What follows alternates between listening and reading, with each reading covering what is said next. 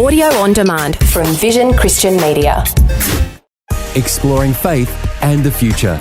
Neil Johnson and Bible teacher Dr. Camille Majdali. We've been spending some time talking about the Old Testament book of Joel. Let's talk some more about Joel today. But Camille, not just a book of judgments, but there are tremendous blessings that come through this book of Joel. The outpouring of the Holy Spirit is predicted. Well, this is, of course, the crown jewel of the whole book in terms of the blessing of God. Please remember, Neil, that God is in the business of bringing life, bringing blessing. God is a giver, not a taker.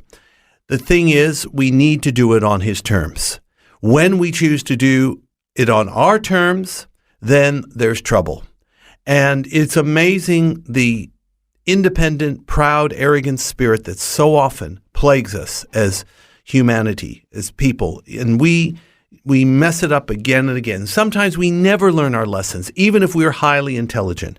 But for those that will hear the word of the Lord and heed what it says, we're not looking for judgment, death, doom and gloom. Oh yeah, there'll be challenges, of course. This is a fallen world. Bad things happen to good people.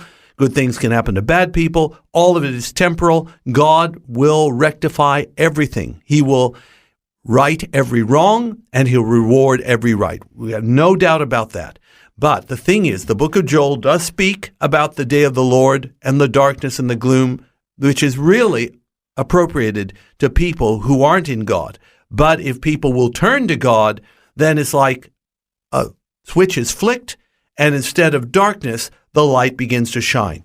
So in chapter 2 of Joel, he speaks of a future universal outpouring of the Holy Spirit. And I believe that we've seen this fulfilled even in our day. And another time of fulfillment, of course, in Acts chapter 2, where the Apostle Peter stood up to preach on the day of Pentecost, the birthday of the church, and reflects on this particular passage from the book of Joel as being a fulfillment there on the day of Pentecost. This passage in Joel 2, verses 28 and 29, is repeated in Acts chapter 2. As you say, the birthday of the church. The early believers are filled with the Holy Spirit as Jesus said they would. In fact, He says you don't even leave Jerusalem until you are filled with the Holy Spirit and receive power from on high. This is, of course, the only plausible explanation of how 11 surviving apostles, not counting Matthias, who are scared out of their wits when Jesus is arrested, how are you going to commit the birth of the Christian church to such a band like this? And the only logical answer is that they partnered with God via the Holy Spirit.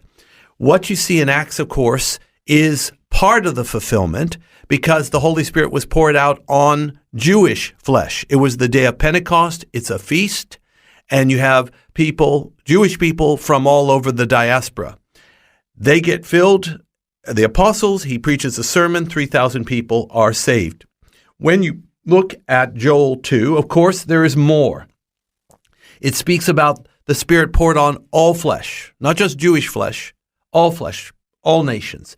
And it talks about signs in the heaven and in the earth, blood, fire, pillar of smoke, including that popular phrase, the blood red moon.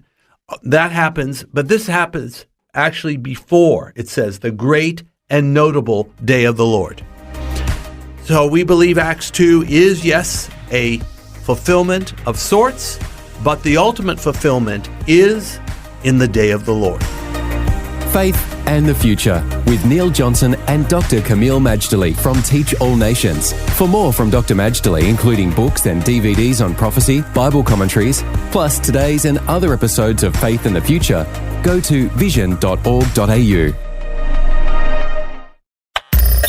Thanks for taking time to listen to this audio on demand from Vision Christian Media.